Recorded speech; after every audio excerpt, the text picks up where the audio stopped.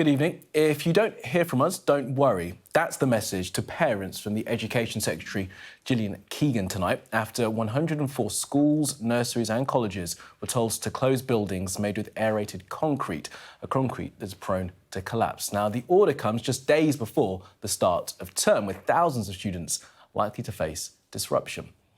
Now, 14,900 schools in England were built between 1930 and 1990, which is when reinforced autoclaved aerated concrete, known as RAC, was first used in construction. As of May 2023, only 42% had carried out inspections to identify the potentially dangerous material.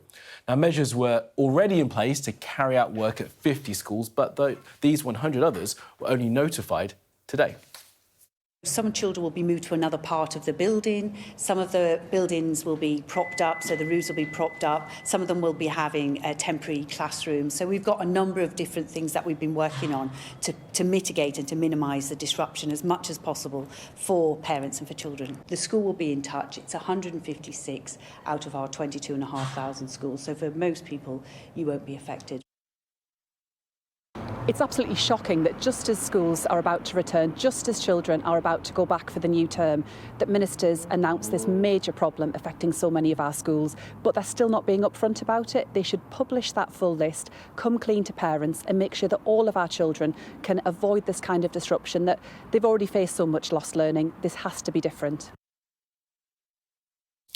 Well, our chief political correspondent, John Craig, joins us now. So, John, look, just days before the start of term, this is quite a mess. Well, you could say that all those poor people stranded in foreign airports because of no flights back home needn't worry, because the schools are not going to be open, so they don't have to go back to school. But seriously, the critics are going to say this is yet another example of broken Britain. No flights, no trains, strikes in the NHS, and now the schools are closed. This, of course, as Bridget Phillipson was saying, they've already faced disruption because of COVID. We've had the exams fiasco under Gavin Williamson.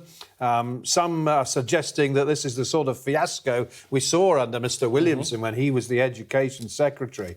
It's not as though the government wasn't warned.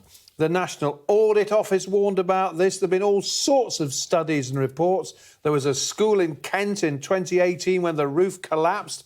And as you might imagine, the teaching unions and local government bosses are furious. The National Association of Head Teachers, their boss, Paul Whiteman, has said this is shocking, but it's not surprising. He blames a decade of swinging cuts, something I'm sure the government would dispute. The local government association has produced various figures saying that a third of schools could be in danger here. It does point to failings, clearly, in local government probably, and the Department for Education. We've been talking about reshuffles today. Gillian Keegan is the 6th Education Secretary since the 2019 election. So clearly that department is not functioning properly, given all the problems with exams and so on. But the real serious problem here is the disruption to children's education after the COVID pandemic, and the fact that parents have only got, what, 2 or 3 days' notice? Have we got any sense as to why they've left it so long? Because, as you rightly point out, they've known for at least the summer that this was going to be a problem. And Gillian Keegan, when she was speaking to us earlier, said that she's still waiting for some surveys to come back, so it could worsen.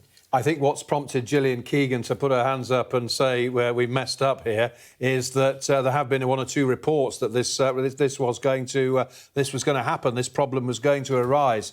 It's dreadful news for parents and more uncertainty, and it's more disruption of children's education.